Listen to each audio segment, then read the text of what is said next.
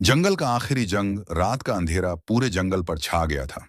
चांद भी काली बादलों के पीछे छिप गया, जैसे उसे भी इस जंग का अंजाम देखने से डर लग रहा हो।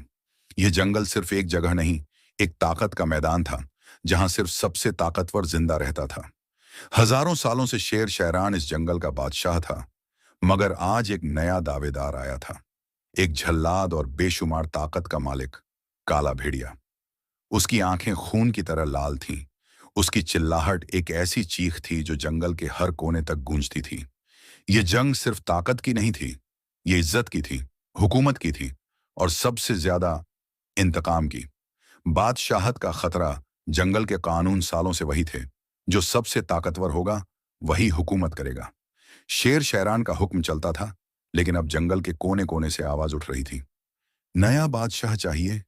यह आवाज जंगल के कमजोर और डरे हुए जानवर बुला रहे थे, जो शेर की हुकूमत से बेजार हो चुके थे। उनका नए बादशाह के लिए सिर्फ एक ही नाम था, काला भेड़िया। भेड़िए सिर्फ रात को शिकार करते हैं, मगर काला भेड़िया का शिकार रात दिन नहीं देखता था। वह जंगल के हर जिंदा मखलूक के दिलों में डर बनकर छा गया था।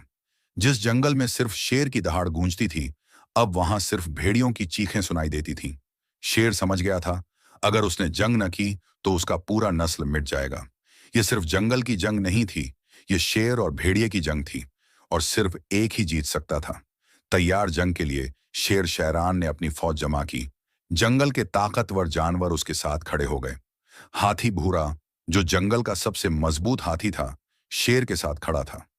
चीताह बिजली, जो जंगल का सबसे तेज शिकारी था, उसकी फौज का हिस्सा बना।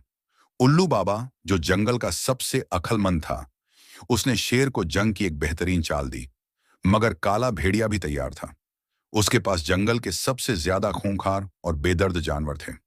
काली लोमड़ी, जो दुश्मन को धोखा दे सकती थी। आंधी रीछ, जो एक ही वार में दुश्मन को मिट्टी में मिला सकता था। और जंगल के सुनहरे तेंदुए, जो शिकार करने में माहिर थे। आखिरी जंग की रात जंगल का हर एक जानवर बेचैन था। जंगल के बीच एक बड़ा मैदान था, जहां आज फैसला होने वाला था। एक तरफ शेर शायरान, दूसरी तरफ काला भेड़िया। आसमान बिजलियों से भर गया, हवा तेज हो गई, और फिर पहली चीख गूंजी। आंख झपकते ही लड़ाई शुरू हो गई।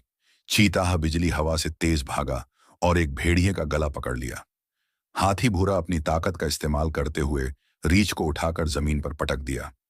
उल्लू बाबा जंगल के ऊंचे पेड़ से सब देख रहा था, और जहां जरूरत होती उसने शेर की फौज को इशारा दिया।